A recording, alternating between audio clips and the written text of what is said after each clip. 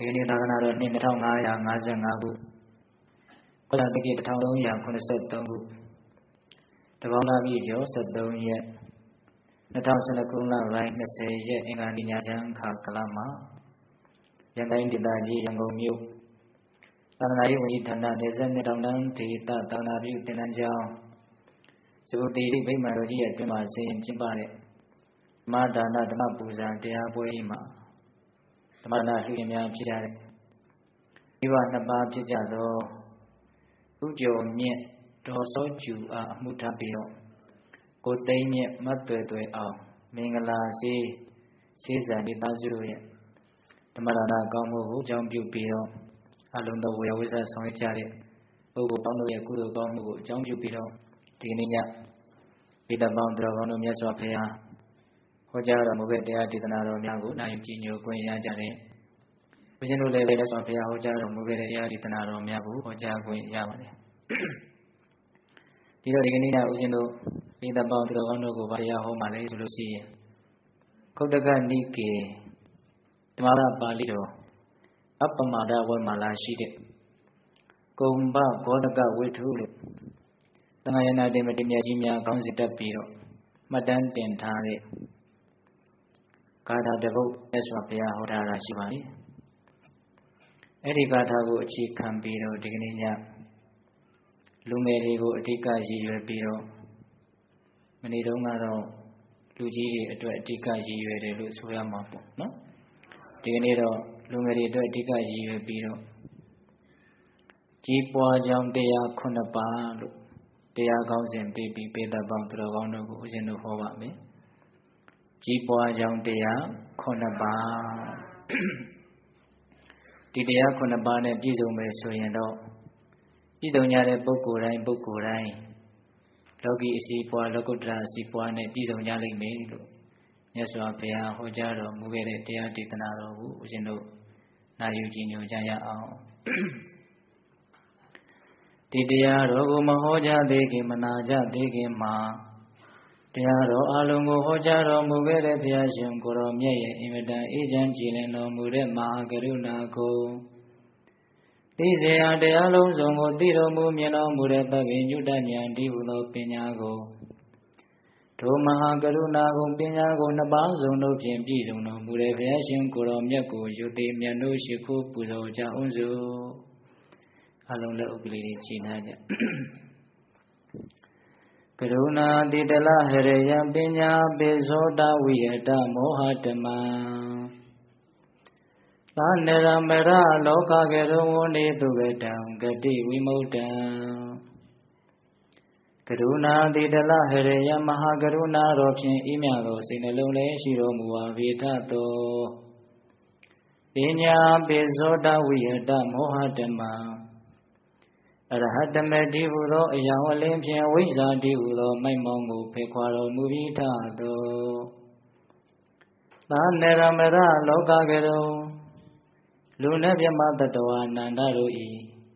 ကြောက်ထီတန်တုအလေးကရုပြုရာတဆူရီသောဆရာသခင်လည်းဖြစ်တော်မူပါ၏ထသောဂတိဝိမုတ္တံဒေဝမနုဿာနိရယနှင့်ပေတတရိစ္ဆန်လာရရှိငါတန်သောဂတိတို့မှလိအထူးသဖြင့်ကင်းလွတ်တော်မူ၏ထသော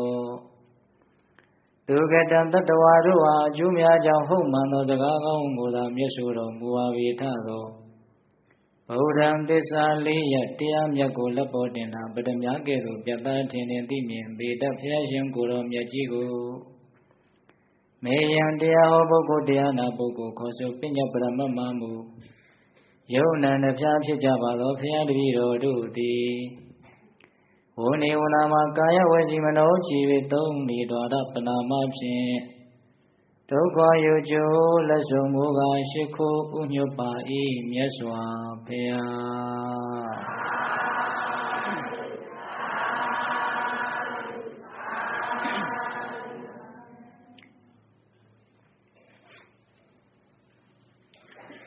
ကြီးပွားကြောင်းတရား9ပါးစတင်ပြီးတော့နှလုံးသွင်းကြရအောင်ဩထာနဝတ္တောတတိမေတောသူစီကာမတ္တနေတ္တမကာရိနော သင်္ညတတ္တဓမ္မဇီဝိနောအပ္ပမထတ္တယတောပိဝတ္တတိဥဒ္ဌာဏဝတ္တောထကြွလုံးလဝရိယလည်းရှိပေထသောတတိမတောတတိနဲ့လည်းပြည်စုံပေထသောသူစီကမ္မတ္တစင်ကြယ်သောကာယကဝစီကမနောကနဲ့လည်းပြည်စုံပေထသောနေတ္တမကာရိနောစူဇံဆင်ញင်၍ပြုလေးရှိပေထသောသင်္ညတတ္တကိုယ်နှုတ်နှလုံးသုံးပါးလုံးကိုစောင့်စည်းခြင်းရှိပေထသောဓမ္မဇီဝိနောတင့်တယ်မှန်ကန်လျောက်ပတ်ကောင်းမြတ်သောအတ္တမွေဝံကြောင့်မူနဲ့လည်းပြည့်စုံပေထသောအပ္ပမထတ္တမမိမလျော်သောအပ္ပမရာတရားရှိသောထိုပုဂ္ဂိုလ်သည်အပ္ပမထတ္တမမိမလျော်သောအပ္ပမရာတရားနှင့်ပြည့်စုံသောထိုပုဂ္ဂိုလ်အားယက်သောဥစ္စာပစ္စည်းအချမ်းရံကြောသောစရှိသောကောင်းသောအရာတို့သည်အဘိဝတ္တတိတဏိတခြားတိုးပွား၍လာခဲ့ပေ၏ဒီကထာလေးမှာမြတ်စွာဘုရားကြီးပွားချမ်းသာကြောင်းတရား9ပါးဟောထားတယ်အဲ့ဒီ9ပါးကိုပဲဦးဇင်းတို့မာတိကအနေထားပြီးတော့ဒီကနေ့ညတပါးစီရဲ့အဓိပ္ပာယ်ကိုအနည်းငယ်စီဦးဇင်းတို့ပြောပြပြီးတော့တနာရီ15မိနစ်အတွင်းမှာဦးဇင်းတို့အပြီးဟောမယ်လို့စိတ်ကူးထားပါတယ်အဲဒီတော့နံပါတ်1ကြီးပွားချမ်းသာကြောင်းတရားကဘာလဲဆိုတော့ဥဋ္ဌာဏဝတ္တောထကြွလုံးလဝရိယလည်းရှိပေထသောလုံးလဝရိယသည်ကြီးပွားချမ်းသာခြင်းရဲ့အခြေခံပဲသူ့ကိုပထမဦးဆုံးမြတ်စွာဘုရားဟောထားတာလောကီချမ်းသာကိုပဲဖြစ်စေလောကုတ္တရာချမ်းသာကိုပဲဖြစ်စေလူလားတောင်းတကြတဲ့ပုဂ္ဂိုလ်တွေဟာကြိုးစားခြင်းမရှိဘဲနဲ့အထုတ်ခြင်းမရှိဘဲနဲ့ဘယ်နည်းနဲ့မှချမ်းသာဒုက္ခကိုမရနိုင်ဘူးဟုတ်ရဲ့လားဒါကြောင့်ဦးဇင်းတို့ဇာနုသောနိသုတ်တံဆိုပြီးတော့မဲခင်8ပါးကိုယင်ယထာနဲ့ဥပမာပေးပြီးမြတ်စွာဘုရားဟောထားတာရှိတယ်ဇာနုသောနိပုံနာကြီးကမြင်းတွေကလည်းအဖြူရောင်ယထာကလည်းအဖြူရောင်သူဝိထာတာတွေကလည်းအဖြူရောင်သူ့ရဲ့အချမ်းရံတွေကလည်းအဖြူရောင်တကယ့်ကိုအဖြူရောင်နေကြီးလှလှပပဆင်ရင်ပြီးတော့မြင်းယထာကြီးကိုတကယ့်ကိုကြွားကြွားဝါဝါသူမောင်းနှင်သွားတာအဲ့ဒါကိုရှင်အနန္ဒကိုရောမြတ်ကတွေ့ခဲ့တော့မြတ်စွာဘုရားဇာနုသောနိပုံနာရဲ့ယထာကြီးကတော့သိခမ်းနာတာပဲတပည့်တော်တို့သာသနာတော်မြတ်ကြီးအဆုံးအမမှာလည်းပဲအဲ့ဒါလို့ရင်ယထာနဲ့တူတဲ့ရင်ယထာမျိုးပြည့်ညက်လို့ရနိုင်ကောင်းပါသလားလို့မြတ်စွာဘုရားဟောတော့မဲခင်8ပါးစီမြင့်မြတ်စင်ကြယ်ရာအစစ်ဖြစ်တဲ့နိဗ္ဗာန်ကိုရောက်ကြောင်းအမျက်ဆုံးသောရင်ပဲဆိုပြီးတော့အဲ့ဒီမှာဟောတယ်အဲ့ဒီမဲခင်8ပါးရီဟူသောရင်မှာလုံးလဝိရိယဆိုတာဘီအစုံပဲတဲ့ဒါလေးကိုဦးဇင်းကသဘောကျလို့ပြောချင်တာပိဋကရေဘိန်းဆိုတာမရှိရင်ဘယ်မှာမှမရွေ့နိုင်တော့ဟုတ်လားဘယ်လို့မှရှေ့မရောက်နိုင်ဘူးဒါကြောင့်လုံးလဝရိယကြိုးစားအထုတ်ခြင်းဆိုတာကြီးပွားချမ်းသာသွားကြတဲ့ပုဂ္ဂိုလ်တွေကြီးပွားချမ်းသာတယ်လို့ဦးဇင်းတို့ရဲ့နှုတ်ကထွက်လိုက်တိုင်း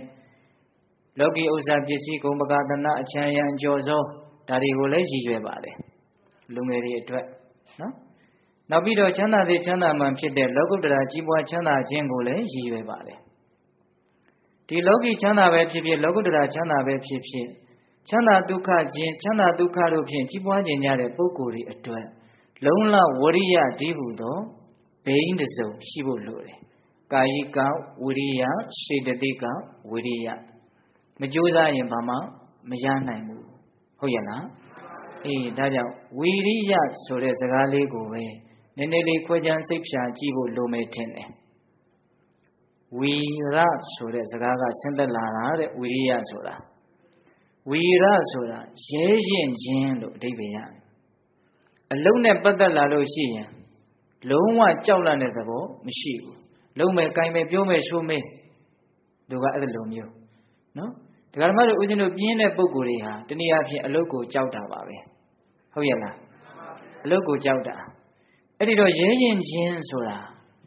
အလုံးနဲ့ပတ်သက်လာရင်စိတ်မှာတွန့်ဆုတ်တဲ့သဘောမရှိဘူး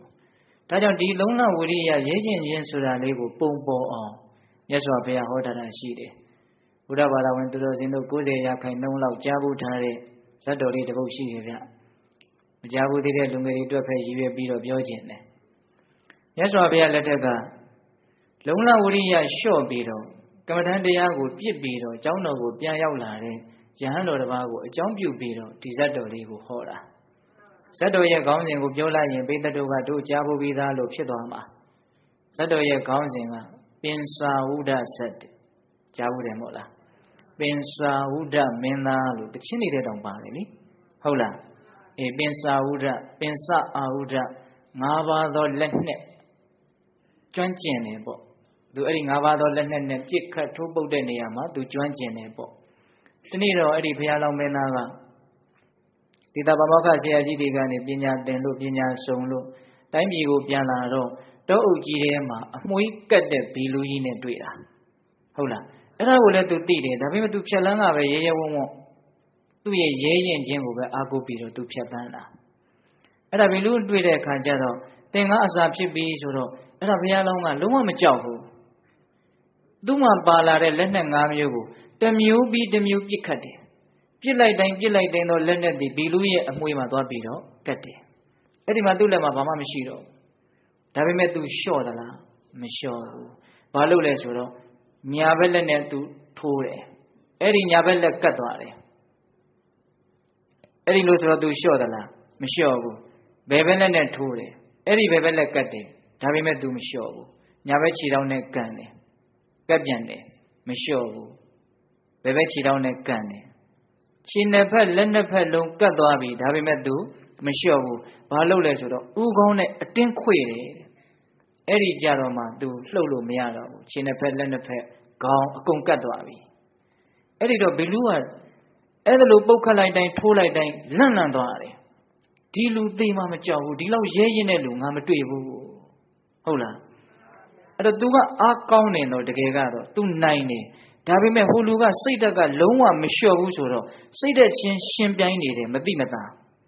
စိတ်ဓာတ်ချင်းရှင်တော့ဘယ်သူကနိုင်နေတော့လူကနိုင်နေတယ်ဟိုမှာအားကောင်းတဲ့ကောင်ကဘာဖြစ်နေတော့ကြောက်နေတယ်ဟုတ်လားအဲ့ဒီတော့မှ तू နှုတ်ကနေထုတ်ပြီးတော့မေးရတယ်တင့်လိုလူမျိုးငါမတွေ့ဘူးတဲ့သင်ဘာလို့သေမှာမကြောက်တာလဲလူတိုင်းသေမှာကြောက်ကြတာကြီးပဲသင်ဘာလို့မကြောက်တာလဲ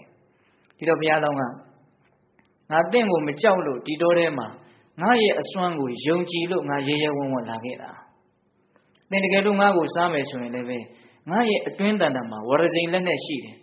ငါသေတယ်လို့သင်လည်းပဲဥတွေအပိုင်းပိုင်းပြက်ပြီးတော့သေရလိမ့်မယ်ဒါကြောင့်ငါလုံးဝမကြောက်ဘူးလို့ပြောတာအဲ့ဒါကတော့ဉာဏ်စွမ်းကိုထုတ်တာပေါ့သူ့ရဲ့ဉာဏ်ပညာကိုပဲတင်စားပြီးတော့ဝရစိန်လက်နဲ့လို့သူကပြောလိုက်တာအဲ့ဒီမှာဘီလူကစောတော်တဲ့အခါမကြောက်တာကိုပဲလေးစားနေတာဒါဥစဉ်တို့ကငယ်ငယ်တုန်းကကိုကသိကြောက်တတ်တဲ့လူဆိုတော့မကြောက်တဲ့လူကိုတွေ့ရင်အင်မတန်အားကြတယ်သိလားကြောက်ရတာအင်မတန်ဆင်းရဲတာကိုနော်ကြောက်ရတာအင်မတန်ဆင်းရဲတယ်နော်ဒါပေမဲ့လွယ်လွယ်နဲ့လည်းမကြောက်တဲ့သဘောကိုတော့မရနိုင်ဘူးထားပါတော့လေအဲ့ဒါလိုမကြောက်မရွံ့ဘုရားလောင်းကဒီလိုပြန်ပြောတော့မစားရဘူးအဲ့ဒီတော့မှဘုရားလောင်းကသူ့ကိုတရားဟောသေးတယ်မင်းငကိုတုန်းကမကောင်းခဲ့လို့အခုမကောင်းတဲ့အကောင်ကြီးဖြစ်နေတာအခုဆက်မကောင်းရင်မင်းဆက်ပြီးတော့မကောင်းမှာပဲအဲ့ဒီမှာပဲတရားသဘောပေါက်ပြီးတော့ဘီလူဟာသူ့ရဲ့တပည့်ဖြစ်တယ်လို့ဆိုပါတယ်အဲ့တော့ဦးဇင်းတို့ပြောချင်တာကဝိရိယဆိုတာဝီရရဲရင်ချင်းဘာကိုရဲရင်တာလဲအလုတ်လို့ရမှာကိုမကြောက်ဘူးရကြောင်းအလုတ်ကိုလုံမှရမှာဒါကြောင့်လူငယ်တွေအကျိုးရလတ်ကိုစိတ်ဝင်စားတာတဲ့အကြောင်းတရားအလုတ်ကိုစိတ်ဝင်စားဖို့အရေးကြီးတယ်ဟုတ်ရဲ့လားအကြောင်းတရားကိုစိတ်ဝင်စားပဲနဲ့အကျိုးတရားကိုပဲစိတ်ဝင်စားနေတယ်ဆိုရင်ဘယ်တော့မှရမှာမဟုတ်ဟုတ်လားတကယ်လို့အကြောင်းတရားနဲ့ပြည့်စုံအောင်လုပ်တယ်ဆိုရင်အကျိုးရလတ်ကိုစိတ်ဝင်စားသည်ဖြစ်စေစိတ်မဝင်စားသည်ဖြစ်စေရတဲ့အကြောင်းပြည့်စုံရင်ရမှာပဲဟုတ်ရဲ့လားအေးရတဲ့အကြောင်းပြည့်စုံရင်ရမှာပဲလောကကြီးကအနတ္တလောကနော်ကောင်းတဲ့အကြောင်းတွေပြည့်စုံရင်ကောင်းသွားမှာပဲမကောင်းတဲ့အကြောင်းတွေပြည့်စုံရင်မကောင်းသွားမှာပဲဘယ်သူကမှကောင်းအောင်မကောင်းအောင်ဖန်ဆင်းနေတာမဟုတ်အကြောင်းတရားတွေကဖန်ဆင်းနေတာဒါကြောင့်လောကီချမ်းသာလောကုတ္တရာချမ်းသာကြီးပွားခြင်းတွေဖြင့်ကြီးပွားခြင်းကြတယ်ဆိုရင်လုံလဝိရိယမရှိလို့မဖြစ်ပါဘူး အဲ့ဒါပထမရှိတဲ့အရေးအသွေးကြီးပွားချမ်းသာကြောင်းတရားနံပါတ်1ဒီတဲ့ရခုနှစ်ပါးပြောရမှာဆိုတော့တပါးတပါးဒီလောက်ပဲအချိန်ပေးနိုင်တယ်ဟုတ်လားဥဒ္ဒါနဝတ္တောလုံးလားဝရိယနဲ့ပြည့်စုံပေထသောတတိမတော်တတိနဲ့လည်းပြည့်စုံပေထသောဟောကြီးပွားချမ်းသာခြင်းတဲ့ပုဂ္ဂိုလ်တွေအတွက်ဒုတိယရှိရမယ့်အရေးအသွေးကဘာတဲ့တော့တတိတဲ့တတိကိုဧတပေါင်းသူတော်ကောင်းတို့မြမပညာရှိကြီးတွေကတော့စားနဲ့ဥပမာပေးတယ်ဟုတ်ရဲ့လားဒီသူကလိုအပ်တယ်ဘယ်နေရာမှာမျိုးမဆိုလိုအပ်တယ်ဒါပေမဲ့ဦးဇင်းတို့ကျမ်းဂန်တွေထဲမှာတော့တတိဟူသည်ပူသည်မရှိဒီလိုပြောတာတွေကြားဘူးတယ်မဟုတ်လားသူကြပါစို့ဦးဇင်းတို့ဘုံ၅ပါးဆိုတာရှိတယ်အိန္ဒြေ၅ပါးဆိုတာရှိတယ်အဲ့ဒီဘုံ၅ပါးအိန္ဒြေ၅ပါးဆိုတာတွေကညီမျှမှအကျိုးရလဒ်ကိုလွယ်လွယ်လေးရတာဆိုကြပါစို့ပထမညီရမယ့်အတွဲကတတ္တာနဲ့ပညာညီရမယ်ယုံကြည်မှုနဲ့အသိဉာဏ်ပညာညီမျှရမယ်ယုံကြည်မှုကကဲပြီးတော့အသိဉာဏ်ပညာကနည်းနေရင်ဒီလူဟာလူအဖြစ်မယ်သူများလိန်နာခံရမယ်ဟုတ်လားယုံကြည်မှုပဲသူကချွန်ထွက်နေတာနော်ဘုံ၅ပါးဗျိုင်းတူမတက်ဖင်းနဲ့အဲ့ဒီတရားဘုံကရှေ့ကိုနေကျွန်းသွားတော့ရန်သူလက်ထဲကျသွားတဲ့သဘောပါပဲဟုတ်ရဲ့လားဒါကြောင့်တတ္တာဘုံနဲ့ပညာဘုံဟာအင်မတန်အရှင်းအသွားညီတဲ့နွားတရှင်းလို့ညီရမယ်တကောင်ကတိတ်ယုံနေတယ်ဆိုရင်တစောင်းကြီးဖြစ်နေမှာပေါ့ဟုတ်လားတချို့ကြတော့လည်းပဲပညာကတိတ်ထက်တယ်အတွေးခေါ်တိတ်ကောင်းတယ်ဒါပေမဲ့ယုံကြည်မှုကမရှိဘူးအဲ့ဒါဆိုရင်သူကကောက်ကျစ်တယ်တရားတရားများပြီးတော့ပညာနေတဲ့လူကြတော့တယ်ပညာများပြီးတော့တရားနေတဲ့လူကြတော့ကောက်ကျစ်တယ်နှစ်ခုသလုံးဟန်မရဘူးဒါကြောင့်ဉာဏ်ရှိယောက်ျားမှတ်လတ်ဒုက္ခဆေးလွန်တာကိုဆရာနောက်ဆက်အခုခက်တဲ့ဟုတ်လားဉာဏ်ရှိတဲ့လူတွေမှားပြီဆိုမှကြောက်เสียကောင်းတာဒါကြောင့်တတ္တာနဲ့ပညာဟာမဖြစ်ရမယ်ညီရမယ်နောက်ပြီးတော့ညီရမယ်အတွေ့အကြုံရှိသေးတယ်ဝိရိယနဲ့တမာတိ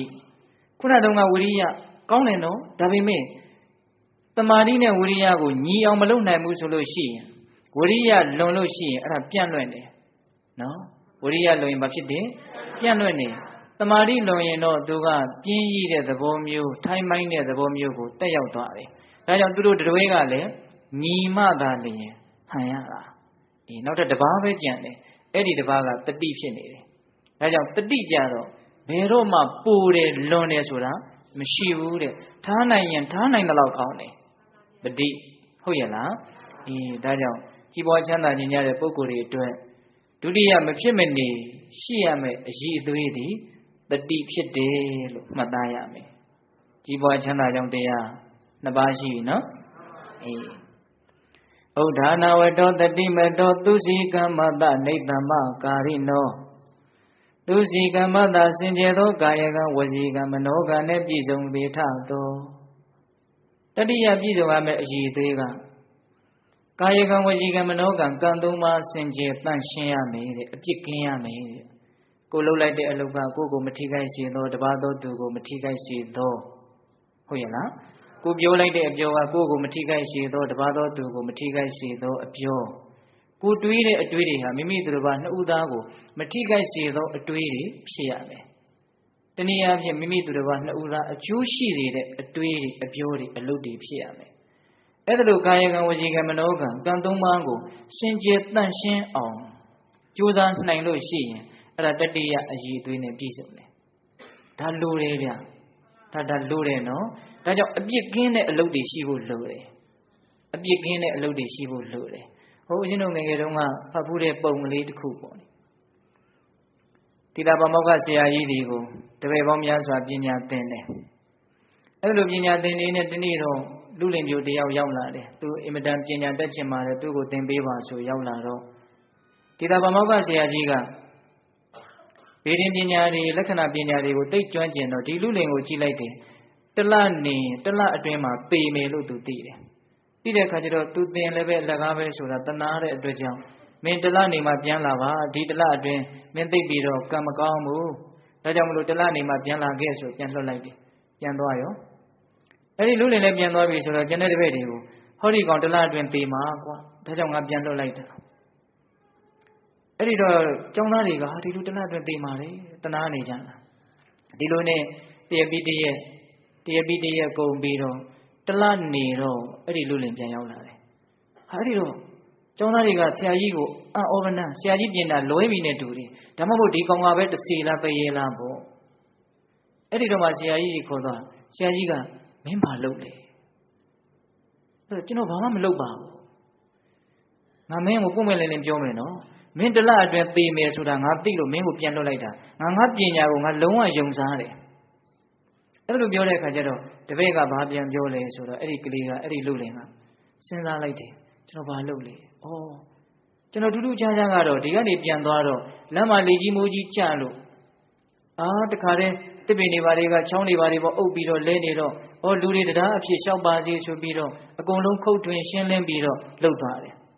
လမ်းမှာလမ်းတွေဘာတွေပိတ်ဆို့နေလို့ရှိရင်အကုန်လုံးရှင်းလင်းပြီးတော့အဲ့ဒီလမ်းကိုကောင်းအောင်လှုပ်သွားတယ်သူစေတနာလေးနဲ့နော်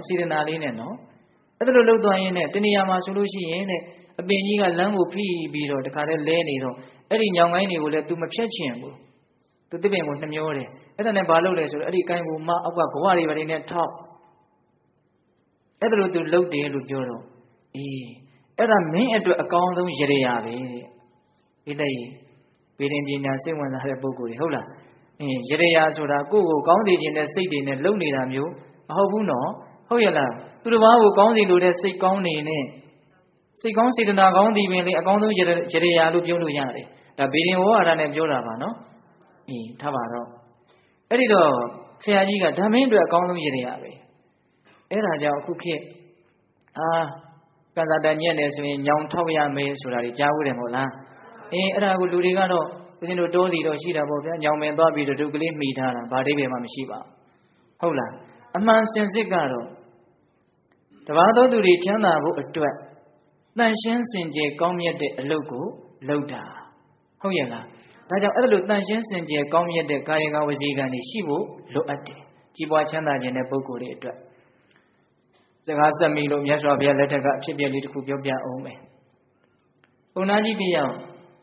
တနေ့တော့သူလမ်းလျှောက်ထွက်လာရင်းနဲ့ဘာလုပ်လဲဆိုတော့တန်ဃာတော်ရှင်မြတ်တွေမြို့ထဲကိုဆွမ်းခံကြွတော့မယ်ဆိုပြီးတော့မြို့ဘဝမှာသင်္ကန်းယုံကြတာသင်္ကန်းယုံတော့မြတ်တွေနဲ့ဆိုတော့တခါလဲနှင်းတွေကသင်္ကန်းတွေရွှဲအဲ့ဒါနဲ့ဘုန်းကြီးကဘာစိတ်ကူးပေါက်လဲဆိုတော့ဖြစ်သေးပါဘူးဆိုပြီးတော့အဲ့ဒီတန်ဃာတော်တွေသင်္ကန်းယုံမဲ့နေရာကိုသူမြတ်တွေရှိတာအကုန်ပေါက်ပြလိုက်တယ်အဲ့ဒီမှာတလင်းဝင်းကြီးလိုပြောင်းသွားတာပေါ့လေအဲ့ဒါနဲ့နောက်နေ့ရောက်တော့သူမြတ်ပေါက်ထားတဲ့နေရာလေးပီတိဖြစ်ပြီးတော့လာကြည့်တယ်တန်ဃာတော်တွေသင်္ကန်းယုံနေတယ်အခက်မတင်လို့သင်္ကန်းကအောက်ကျသွားတော့သင်္ကန်းမှာဖုန်နေလူပြန်ရောဖုန်နေလူတော့သူဘာဆက်ပြီးတော့စိတ်ကူးပေါ်လဲဆိုတော့ငါသေးလေးတွေခင်းအောင်မှဖြစ်မယ်သူစိတ်ကူးလေးနဲ့သူနော်ဘာလုပ်လဲသဲခင်းနေသဲခင်းတော့ကိုတော်တွေကအဲ့ဒီသဲချင်းလေးပေါ်ချမ်းချမ်းသာသာသင်္ကန်းယုံရပြန်တယ်နောက်နေ့သင်္ကန်းယုံတော့နေကပူတော့ချွေးတွေစီးကြဒါကိုသူကြည့်ပြီးတော့အကြံဖြစ်ပြန်တယ်စိတ်ကောင်းကလေးတွေနဲ့ကံကောင်းကလေးတွေလုပ်နေတာနော်ဘာလုပ်လဲဆိုတော့ငါမန္တကလေးထိုးရရင်တော့ကောင်းပါပဲအရေးကလေးအဲ့ဒါနဲ့နောက်နေ့သူ့အစွမ်းလေးနဲ့သူထုတ်ပြီးတော့နော်မန္တကလေးထိုးတယ်အဲ့ဒါလိုနဲ့ချမ်းချမ်းသာသာနေကြရင်းနဲ့တနေ့တော့အဲ့ဒါလိုသင်္ကန်းယုံတဲ့နေရာသူရောက်လာတော့မိုးတွေကရွာတယ်တဲ့ရွာတော့မိုးကရွှဲတယ်မန္တဆိုတော့တစ်ရက်ကနေရေတွေစီးကြမှာအဲ့ဒါနဲ့ဒီနေရာကိုငါဇေယျကလေးဆောက်တဲ့နေဘာလုပ်မယ်ဇေယျဆောက်မယ်တဲ့အဲ့ဒါနဲ့ဇေယျဆောက်တယ်သူလှုပ်တဲ့စင်ကြယ်ကောင်းမြတ်တဲ့အလုပ်ကလေးကိုတစ်ခုပြီးတစ်ခုသူကြည့်ပြီးတော့ပီတိဖြစ်ပြီးတော့ရှေ့ကိုဆက်သွားတာနော်ဒါမျက်ခြေပြတ်လို့မရဘူးဟုတ်လားအဲ့ဒီမှာဇေယျလေးပြီးအောင်မြင်ပြီဆိုတော့ငါဖျားပင်ပြီးတော့တန်ဃာတော်တွေဆုံးကပ်ပြီးတော့ဇေယျကလေးရေလက်ချမယ်ပေါ့အခုလို့ဆိုရင်တော့အမြတ်တမ်းလေးပေးဝေမယ်ပေါ့အဲ့ဒီရေလက်ချပွဲမှာမြတ်စွာဘုရားတရားဟောတော့တရားရဲ့အဆုံးမှာအဲ့ဒီပုံနာသောတာပန်ဖြစ်တယ်တဆင့်ပြီးတဆင့်တက်လာတာနော်တဆင့်ပြီးတဆင့်တက်လာတာစင်ကြယ်တဲ့ကံလေးတွေပြုပြီးတော့တက်လာတာအဲ့ဒီအနုမောဒနာတရားမှာမြတ်စွာဘုရားဘာဟောလဲဆိုတော့အနုပုပ္ပေနမေရာဝီထောကံခဏေကမ္မာရောရဇတသေဝနေတမေမလမတ္တနောအဓိပ္ပာယ်ကဘာပြောတာလဲဆိုတော့ပညာရှိတဲ့ပုဂ္ဂိုလ်ဉာဏ်ရှိတဲ့ပုဂ္ဂိုလ်ဆိုတာကိုယ်တန်တမှာရှိတဲ့အညစ်အကြေးကိုအခွင့်ရတိုင်းအနှင်းငယ်လေးပဲဖြစ်ခဏထုတ်ပြရမယ်တဲ့ဥပမာ ရွှေပရိန်တဲ့ငွေပရိန်တဲ့ဟာအဲ့ဒီရွှေတို့ငွေတို့ထဲမှာရှိတဲ့အညစ်အကြေးကိုမီးကလေးပြပြီးတော့ခဏခဏအခွင့်တာတိုင်းထုတ်ပြစ်တယ်လို့ပဲတဲ့ပြီးတဲ့ဥပမာကောင်းတယ်နော်ရွှေပရိန်တွေဟာရွှေရဲ့အညစ်အကြေးကိုခဏတိုင်းမီးကလေးဖုတ်ပြီးတော့ထုတ်ပြစ်တယ်လို့မျိုးဉာဏ်ရှိတဲ့ပုဂ္ဂိုလ်ဟာကိုယ်တဏ္ဍာမှာရှိတဲ့အညစ်အကြေးကိုကောင်းမြတ်စင်ကြယ်တဲ့အမှုတွေကိုပြုပြီးတော့အခွင့်ရတိုင်းဘာလို့ပြရမလဲထုတ်ပြရမယ်အဲ့ဒီမှာအဲ့ဒီပုံနာကြီးသောတာပန်ဖြစ်တယ်ဒါဦးဇင်းတို့ပြောချင်တာကစင်ကြယ်တဲ့ကာယကံဝစီကံမနောကံရှိရမယ်ကိုလုပ်တဲ့အလုပ်ကိုပြောတဲ့အပြောကိုတွေးတဲ့အတွေးဟာအပြစ်ကင်းရမယ်ဒါဆိုရင်ဒီပုဂ္ဂိုလ်ကြီးပွားမယ်ချမ်းသာမယ်ပေါ့ဟုတ်ရဲ့လားဘယ်နှပါးရှိသွားပြီသုံးပါးရှိသွားပြီဥဒ္ဓာနဝတောတတိမေတောသူစီကမ္မတနေတ္တမကာရိနောနေတ္တမကာရိနောစဉ်းစားဆင်ခြင်ဉာဏ်နဲ့ပြုလေရှိသည်စဉ်းစားဆင်ခြင်ဉာဏ်နဲ့ပြုလေရှိပေထသောအလုပ်တစ်ခုလုပ်တော့မယ်အပြောတစ်ခုပြောတော့မယ်အတွေးတစ်ခုတွေးတော့မယ်ဆိုရင်မစဉ်းစားပဲမလုပ်ပါနဲ့မစဉ်းစားပဲမပြောပါနဲ့မစဉ်းစားပဲမတွေးပါနဲ့စဉ်းစားလိုက်ပါအောင်ဆင်ခြင်လိုက်ပါအောင်တဲ့ဟုတ်လားအယံကာယောကြီးပြီးရောဆိုပြီးတော့ထမလုပ်လိုက်ပါနဲ့ထမပြောလိုက်ပါနဲ့ဒီကစိတ်แท้ဆိုတာကတော့ထိမ့်သိမ့်ရခက်ပါတယ်နော်ဦးဇင်းတို့အပေါ်ယံပြောမယ်ဆိုရင်အလုံးနဲ့အပြောလောက်ကိုပဲမစင်စားဘဲနဲ့မလုပ်ဘဲနေနိုင်အောင်နော်မစင်စားဘဲနဲ့မပြောဘဲမနေနိုင်အောင်အဲ့လိုစဉ်းစားပြီးပြောမယ်လုပ်မယ်ဆိုရင်ကိုပဲဒီပုဂ္ဂိုလ်ကြီးပွားနိုင်တယ်နော်ကာယကံဝစီကံလောက်ဆိုရင်ကိုပဲမနောကံမှာကိုကစဉ်းစားဆင်ခြင်ပြီးတော့တွေးနိုင်မယ်ဆိုရင်တော့အတိုင်းထက်အလွန်ပေါ့ဟုတ်ရဲ့လားဒါကြောင့်အလုပ်တစ်ခုလုပ်တော့မယ်အပြောတစ်ခုပြောတော့မယ်ဆိုရင်ကြီးပွားချမ်းသာခြင်းရတဲ့ပုဂ္ဂိုလ်တွေအတွက်စူးစမ်းဆင်ခြင်မှုဆိုတာရှိကိုရှိရမယ်ဒါကြောင့်ဦးဇင်းတို့ရှိပညာရှိသူတော်ကောင်းကြီးတွေရှိလူကြီးတွေပြောထားတဲ့ဗမာစကားဖို့တန်တာလေးရှိတယ်မစင်စားမစင်ခြင်မဲနဲ့လုပ်တဲ့အလုပ်တစ်ခုမစင်စားမစင်ခြင်မဲနဲ့ပြောလိုက်တဲ့စကားတစ်ခွန်းဘာနဲ့တူတယ်လဲဆိုလို့ရှိရင်ထမင်းပူကိုပါဇက်ထဲထည့်လိုက်ရတယ်လို့ပဲတဲ့သိကောင်းတယ်ဒီဥပမာဦးဇင်းကတော့ကြိုက်တယ်ဒကမာကြီးတွေမြန်ကြားဘူးလားမသိဘူးနော်ထမင်းပူကိုပူမှမသိလို့ပါဇက်ထဲပြစ်ထည့်လိုက်တယ်ပါဇက်ထဲကြမှာပူလိုက်တာဆိုတော့ဖွေးရလည်းခက်ဆက်လည်းဝါလို့လည်းမရတော်ဒုက္ခရောက်တဲ့မျက်ရည်ဝိုင်းပြီးတော့ကြုံဘူးလားကြုံဘူးတယ်ထမင်းပြော့မယ်ဆိုရင်ပိုဆိုးမယ်နော်ဟုတ်လားဒါကြောင့်ထမင်းပူပါဇက်ထဲထည့်လိုက်ရတယ်လို့မျိုးပဲတဲ့နော်မစင်စားမစင်ញင်မဲနဲ့လှုပ်လိုက်တဲ့အလုပ်တစ်ခုအပြောတစ်ခုတချို့များဆိုရင်ဘဝတောင်ပြတ်သွားနိုင်တယ်ဒီအပြောတစ်ခုဒီအလုပ်တစ်ခုဟာဟုတ်ရဲ့လားဒါကြောင့်မြတ်စွာဘုရားကအရာရာစဉ်းစားဆင်ခြင်ပြီးမှလုပ်ပါပြောပါအထူးသဖြင့်ဦးဇင်းတို့တစ်ခုကိုအကြာကြီးပြောနိုင်တာမဟုတ်ဘူးအချိန်ကဒေါသဖြစ်လာရင်တော့စဉ်းစားတော့ကျန်တဲ့အချိန်လေးစဉ်းစားရမှာပဲဒါကအရေးကြီးတာကိုအရင်ပြောတာဦးဇင်းကဒေါသဖြစ်လာပြီးစိတ်တူလာပြီးဆိုရင်တော့အဲ့ဒီအချိန်မှာပိုးစဉ်းစားတော့ဘာဖြစ်လို့တော့မှားဖို့လို့အချက်ပြနေပြီဒေါသဖြစ်လာတာဘာဖြစ်နေတာတော့မင်းမှားတော့မှာနော်မှားတော့မှာအဲ့ဒီချိန်သွားမပြောနဲ့နော်လုံးဝမပြောဘဲမနေနိုင်လို့ရှိရင်အဲ့နာထတာသွားလိုက်မပြောဘဲနေနိုင်အောင်ထိန်းရမယ်ဒေါသဖြစ်လာရင်အဲ့ဒီအချိန်မှာမှားတော့မှာအဲ့ဒီအချိန်မှာထမလုံးနဲ့အဲ့ဒါအကြီးကျယ်ဒုက္ခရောက်လိမ့်မယ်ဟုတ်လားဒါကြောင့်ဒေါသကိုစဉ်းစဉ်းစားစားထွက်တဲ့နေဟုတ်လားကျန်တဲ့မှားတာတွေကတခါတလေပြင်လို့ရတယ်ဒေါသဆိုတာကတိတ်ကြောက်စရာကောင်းတယ်ဒါကြောင့်ဦးဇင်းတို့ဓမ္မပဒပါဠိတော်မှာနတ္ထိဒေါသသမောကလိလို့တောင်မြတ်စွာဘုရားဟောတယ်ဒေါသသမောဒေါသနဲ့တူသောကလိအပြစ်ဆိုတာနတ္ထိမရှိဘူးတဲ့နော်အပြစ်တကအပြစ်ထဲမှာဒေါသဟာအပြစ်အကြီးဆုံးပဲဘာလို့ဆိုအဖေကိုတတ်တယ်အမေကိုတတ်တယ်တန်ခါသင်ခွဲတယ်ဒေါသကိုအခြေခံတာအဲ့ဒီပြင်စံတဏှိယကံတော်တော်များများ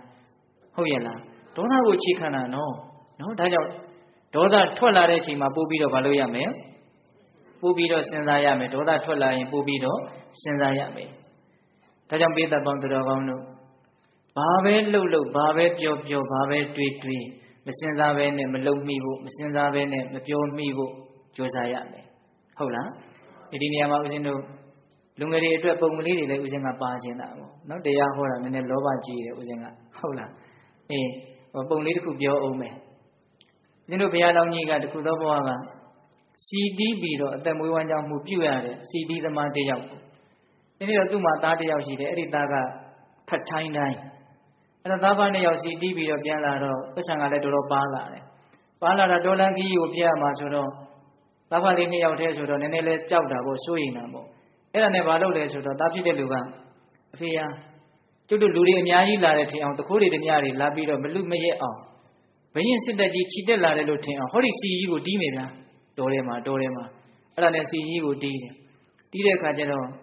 ့တခိုးတွေကဟာတကယ်ဘယင်းစစ်တပ်လာတဲ့နဲ့တူတယ်ဆိုသူတို့မနှောင့်ယှက်ရဲဘူး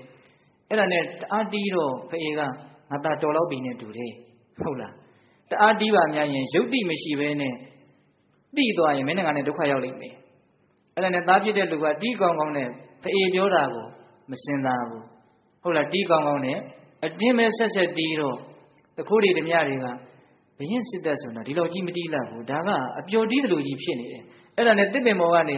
တက်ပြီးတော့ကြည့်တော့ဟာအများကြီးလားအောက်မိတယ်လူလေးမှ2ယောက်တည်းဆိုတော့ဆင်းပြီးတော့လှူတာပါတဲ့ပတ်စံတွေအကုန်လုံးကုန်ရောတဲ့ဟုတ်လားဒါကြောင့်မစင်စားမစင်မြင်မဲနဲ့လှုပ်တဲ့အလုပ်တွေဟာကိုယ်ဒုက္ခကိုရှာတဲ့သဘောမျိုးပါပဲဟုတ်ရဲ့လားဒါကြောင့်လောကီကြီးပွားချမ်းသာခြင်းဖြင့်ဖြစ်စေလောကုတ္တရာကြီးပွားချမ်းသာခြင်းဖြင့်ဖြစ်စေကြီးပွားချမ်းသာခြင်းရတဲ့ပုဂ္ဂိုလ်တွေဟာစဉ်းစားဆင်ခြင်ပြီးတော့အလုပ်ကိုလုပ်ရမယ်ပြောကိုပြောရမယ်ဒီတဏှာတော်လေးကဟောလေဟာအင်မတန်ကျေပြတ်ပါတယ်ဘာလို့လဲဆိုတော့မစဉ်းစားမဆင်ခြင်မဲနဲ့လှုပ်လို့နောင်တတွေနဲ့ပူလောင်ရတဲ့လူတွေရဲ့အကြောင်းကိုပြောမယ်ဆိုရင်ကုန်နိုင်ဝယ်ရမရှိဘူးနော်အယံကာရောလှုပ်ချလိုက်လို့အယံကာရောပြောချလိုက်လို့ကိုလှုပ်တိုက်တဲ့အလုပ်ရဲ့အပြောရဲ့ဒဏ်ကိုတစ်သလုံးခံသွားရတာတွေမရှိဘူးလားရှိတယ်ဒါကြောင့်ဒီဟာလေးကအင်မတန်အရေးကြီးတယ်လို့ထင်တယ်ဟုတ်လားဒါကြောင့်စူးစမ်းဆင်ခြင်ပြီးမှလုပ်ပါကျမ်းဂန်တွေကတော့အသေးစိတ်ဖွင့်ပါတယ်ဗျာခုငါလုပ်တဲ့အလုပ်ဟာငါအတွက်အကျိုးရှိသလားသူတော်ဘာအတွက်အကျိုးရှိသလားဟုတ်လားဒီအလုပ်ဟာကုသိုလ်လားအကုသိုလ်လားဘာတွေဆက်ဖြစ်မှာလဲအဲ့ဒါတွေစဉ်းစားပြီးတော့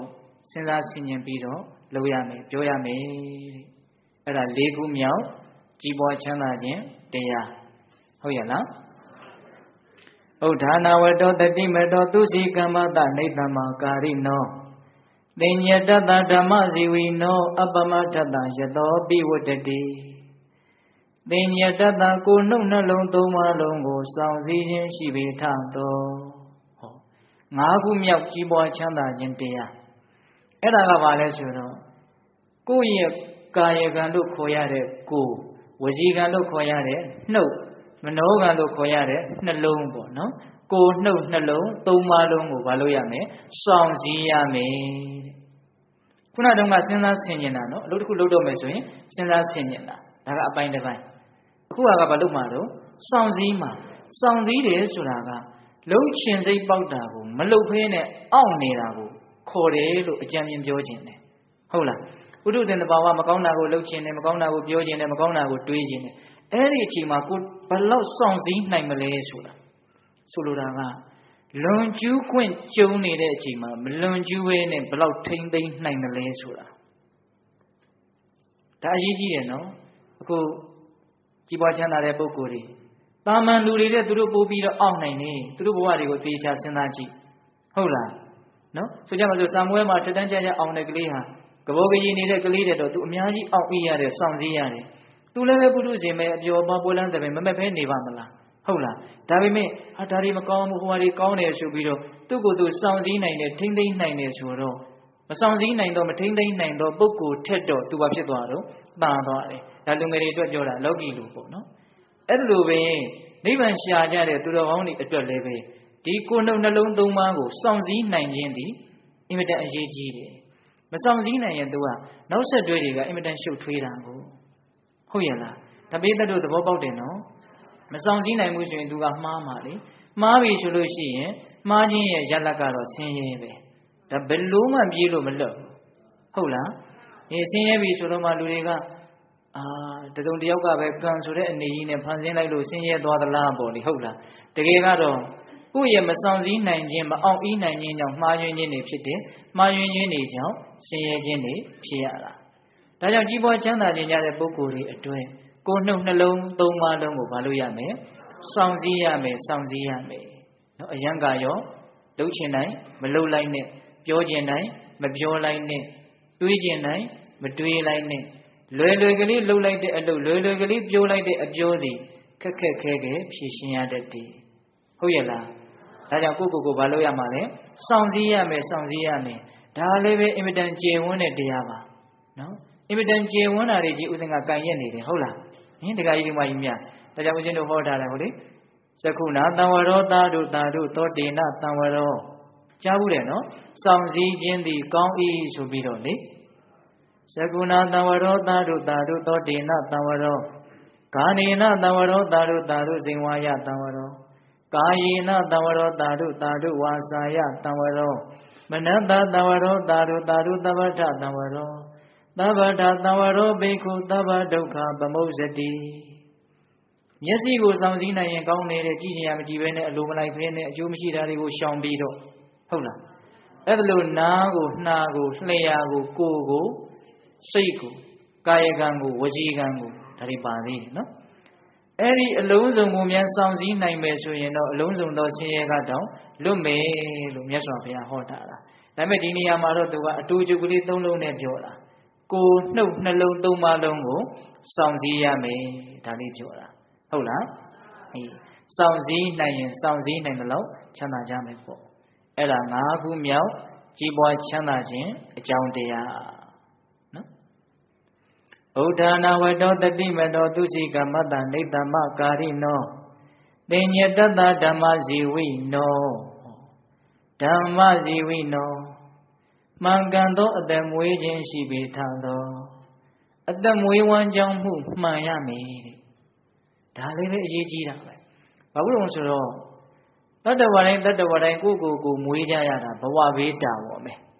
ကိုဟိုရှင်သန်မှုရှိနေအောင်အစင်းတက်ပြီးတော့အစင်းပြေးပြေးရှင်သန်မှုရှိနေအောင်မမွေးကြရဘူးလားကိုယ့်အသက်ကိုမွေးကြရတာဗျဟုတ်လားအေးအစာနဲ့မွေးတယ်အဝတ်နဲ့မွေးတယ်အရိပ်နဲ့မွေးတယ်ဟုတ်ရဲ့လားအေးအဲ့ဒါလို့ကိုယ့်အသက်ကိုမွေးကြတဲ့နေရာမှာ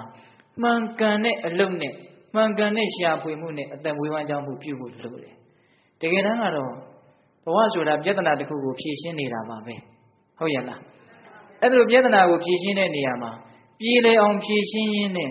ရှင်းအောင်လုပ်ခါမှာပိုးပြီးရှုပ်သွားမှာဆိုရတယ်ပိဿတို့ဒီစကားလေးကိုနည်းနည်းထပ်ပြီးတော့ပြောခြင်းနဲ့နော်ရှင်းအောင်လုပ်ခါမှာပိုးပြီးတော့ရှုပ်သွားမှာဆိုရတယ်ဒုက္ခအေးအောင်လုပ်ခါမှာဒုက္ခတွေပိုးပြီးတော့များလာမှာဆိုရတယ်သူကြပါစို့ကိုအစာကျွေးတယ်အဝတ်ဆင်တယ်ဆိုတာကောင်းအောင်လုပ်တာမဟုတ်လားအေးမပေးလို့မကျွေးလို့မဝတ်ဆင်လို့မရဘူးလေအဲ့ဒါလို့ကိုချမ်းသာအောင်လုပ်ရင်းနဲ့အဲ့ဒီချမ်းသာအောင်လုပ်တဲ့လုပ်ရက်တွေပိုးပြီးတော့ဆင်းရဲစေတဲ့အလုပ်မျိုးဖြစ်သွားမှာဆိုရတယ်သဘောပေါက်လားဒီခန္ဓာကိုယ်ကြီးကိုကောင်းအောင်လုပ်ရင်းနဲ့ဆိုးသွားတာဖြစ်မှာဆိုရတယ်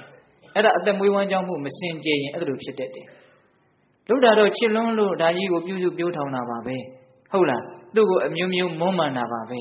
သို့တော်ကိုကအဲ့ဒါကိုတရားသောနည်းနဲ့မလုပ်ဖဲနဲ့မတရားသောနည်းနဲ့လုံးမိမယ်ဆိုရင်တော့ကိုကောင်းစီခြင်းနဲ့ခန္ဓာဒီပင်နဲ့ဆင်းရဲလိမ့်မယ်သဘောပေါက်လားအေးဒါကြောင့်အသက်မွေးဝမ်းကြောင်းမှုဆိုတာလေအင်မတန်အရေးကြီးတယ်မှားမှားယွင်းယွင်းအသက်မွေးဝမ်းကြောင်းမှုပြုမိပြီဆိုရင်အဲ့ဒီအစာဒီအစိတ်ကိုမြေဝတာနဲ့တေမထူးလှဘူးဟုတ်ရဲ့လားအစိတ်ကိုမြေဝတာနဲ့တေမထူးလှဘူးဗျနော်ဦးဇင်းတို့ကျမ်းဂန်တွေကတော့လူတွေဆိုလို့ရှိရင်လည်းပဲတဲ့ဒုသရိုက်မှုတွေနဲ့အသက်မွေးဝမ်းကြောင်းမှုမပြုရဘူးပေါ့တပိတလို့သိပါတယ်ဒါကိုအခြေချက်ပြောရင်တရားရှိမှဆိုရတယ်ဟုတ်လားကုန်မကူရတာတွေကြားဘူးတယ်မဟုတ်လားကြားဘူးတယ်နော်အေးဘယ်လိုနည်းနဲ့အသက်မွေးဝမ်းကြောင်းမပြုရဘူးဆိုတာလေးလည်းသိတယ်နော်အေးယဟန်တော်တွေဆိုရင်တော့အနေသနာမှုနဲ့အသက်မွေးဝမ်းကြောင်းမှုမပြုရဘူးပေါ့နော်အဲ့ဒီမှာဦးဇင်းတို့ပြောချင်တာကမှားယွင်းတဲ့အသက်မွေးဝမ်းကြောင်းမှုနဲ့ကိုရှာဖွေကြွေးမွေးပြုစုလှုပ်ကြွေးခြင်းသည်ကိုချမ်းသာအောင်လုပ်တယ်လို့ထင်နေပြီမလို့ဆင်းရဲအောင်လုပ်နေတာဒါလေးကိုဦးဇင်းကပြောတော့ဇတ်တော်လေးတစ်ပုဒ်ကိုအမှတ်ရတယ်ဦးဇင်းတို့မဟာလောဟိတဇတ်ဆိုပြီးတော့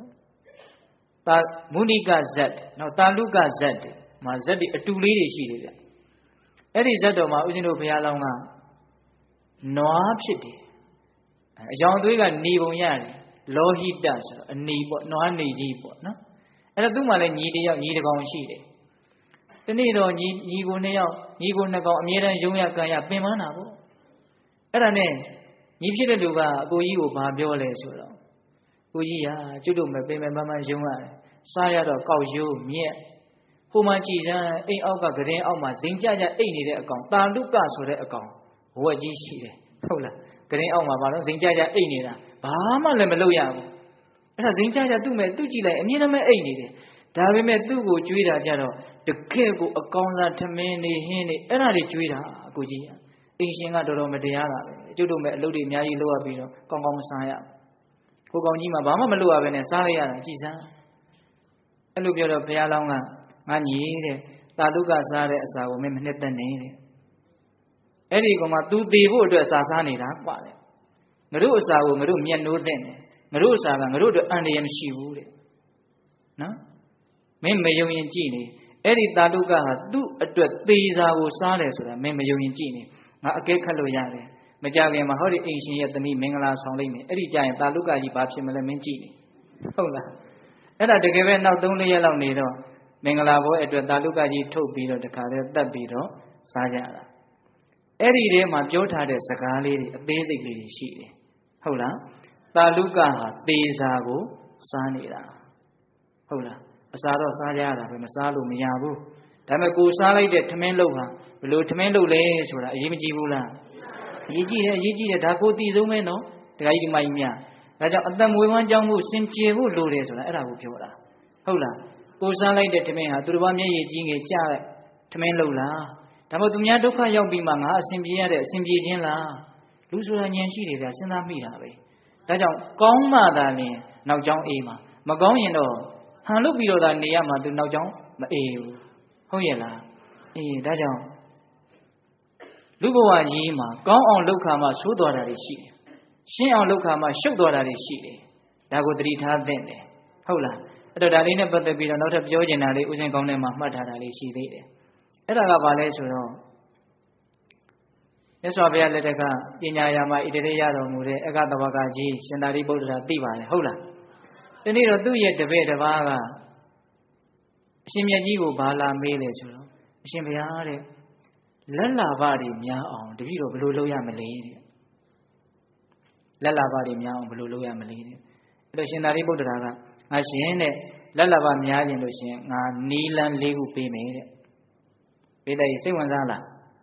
စိတ်ဝင်စားတာပေါ့လက်လာပလူတိုင်းစိတ်ဝင်စားတော့ဥစဉ်လည်းစိတ်ဝင်စားတာပဲဟုတ်လားလက်လာပလူတိုင်းစိတ်ဝင်စားတယ်နီလန်းဘယ်နှခုပေးမှာလဲတော့၄ခုပေးမယ်တဲ့အဲ့ဒါဘာလဲဆိုတော့မင်းမယူတော့လဲယူတယ်လို့နေကွာတဲ့အဲ့ဒါမင်းလက်ပေါ်လိမ့်မယ်တဲ့အပိတတို့စဉ်းစားနော်ဒီခေတ်ကြီးမှအများကြီးရှိတယ်နော်ဥစဉ်ကတော့အမြက်ကလေးပဲပြောမှာဟုတ်လားလက်လာပပေါ်ခြင်းဘာလုပ်ရမလဲမယူတော့လဲယူတယ်လို့မင်းနေလိုက်တယ်အဲ့ဒါမင်းလက်လာပပေါ်လိမ့်မယ်တဲ့ပြီးရင်နည်းနည်းလေးလဲတွေးခွဲပေးရမယ်တဲ့အဲ့ဒါဆိုမင်းလက်လာပပေါ်လိမ့်မယ်တဲ့ဟုတ်တာပေါ့အဲ့ဒီလူတွေတွေးခွဲသွားရင်သူ့လူကကုလူဖြစ်လာနိုင်တာပဲလေဟုတ်ရဲ့လားအပိတတို့ဉာဏ်ရှိပါလေဟုတ်လားစီးပွားရေးလောကမှာဘလူတွေလောက်ကြတယ်ဆိုတော့သိတယ်မဟုတ်လားအေးလက်လာပပေါ်ခြင်းပထမမယူတော့လဲယူတကယ်လို့ဒုတိယဘာတော့ရမလို့တွေးခွဲပေးရမယ်တဲ့ပြီးတော့တတိယမင်းကကြည်သေးလို့အရှက်မရှိမင်းနေထိုင်နိုင်ရမယ်တဲ့ကကြည်သေးလို့တော့သုံးထားနော်စာတွေကဟုတ်လားအေးစတုထကြတော့ဘာပြောလို့ဆိုတော့ဖယူဖျဲကျေသောစကားကိုမင်းပြောရရမယ်တဲ့စာတွေကတော့အဲ့လိုရေးထားတာဥစဉ်သဘောပေါက်တာတော့တောင်ရောက်မြောက်ရောက်အခြေမရှိအမြင့်မရှိစကားပြောခြင်းရတယ်ရံတန်လျှောက်ပြောတာပေါ့ဗျာဟုတ်တာတွေရောမဟုတ်တာတွေရောရောက်မိရောက်ရပြောချလိုက်တာဟုတ်လားသူကြိုက်ရင်ပြီးရောလေဟုတ်လားစာတွေကတော့ဖယူဖျဲကျေသောစကားတဲ့သူကတောင်ပုံပေါ်တယ်နော်တချို့လူတွေပြောတဲ့စကားတကယ်ဖယူဖျဲပါဒလန်ကျဲနေတာပဲဟုတ်ရဲ့လားအေးအဲ့ဒီနီးလေးနီးကိုမင်းသုံးနိုင်မင်းလက်လာပါပေါ်လိမ့်မယ်တဲ့အဲ့တော့ကိုတော်မြတ်ကဒီနီးနဲ့ဆိုရင်တော့တပည့်တော်ရှားပေါ်မှာမျက်ပေါက်ချင်ပေါက်ပါစီမရချင်တော့ဘူးတဲ့အဲ့ဒီစကားကမြတ်စွာဘုရားနာကိုပေါက်ကြတယ်ဗျပေါက်ကြတော့အဲ့ဒီမှာမြတ်စွာဘုရားကတခုသောဘဝတုန်းကငါဘုရားအလောင်းတိတာပမောက္ခဆရာကြီးဖြစ်တုန်းကလည်းပဲတပည့်တယောက်ကအဲ့ဒါလိုမေးလို့ပြောဘူးတယ်ဆိုပြီးတော့ဇတ်တော်လေးတပုတ်ဟောပါတယ်ပုံစံတူလေးပါပဲဟုတ်လားနော်မယူတော့လေယူတကယ်သူနော်ပြီးတော့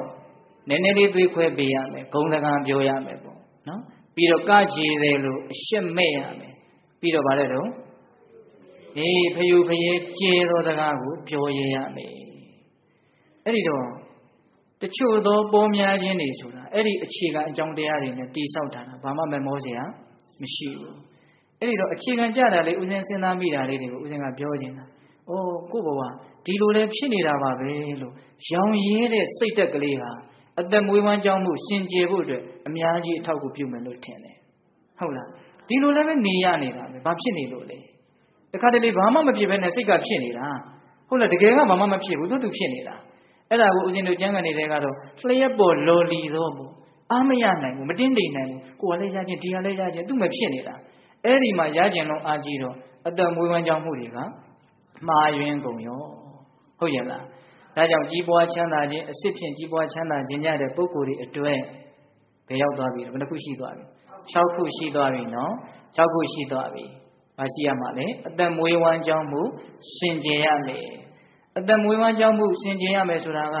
စောစောကပြောပြပါပြီလူတွေဆိုလို့ရှိရင်တင်းစင်လဲတောင်းစင်လဲချိန်စင်လဲတဲ့စာထဲကတော့ရှေးတုန်းကစာဆိုတော့ရှေးလူရေးထားတာပေါ့လူငယ်တွေကနားမြန်းလေပါမလားမသိဘူးဟင်တင်းစင်လဲတောင်းစင်လဲချိန်စင်လဲဆိုတာဘာပြောတာလဲ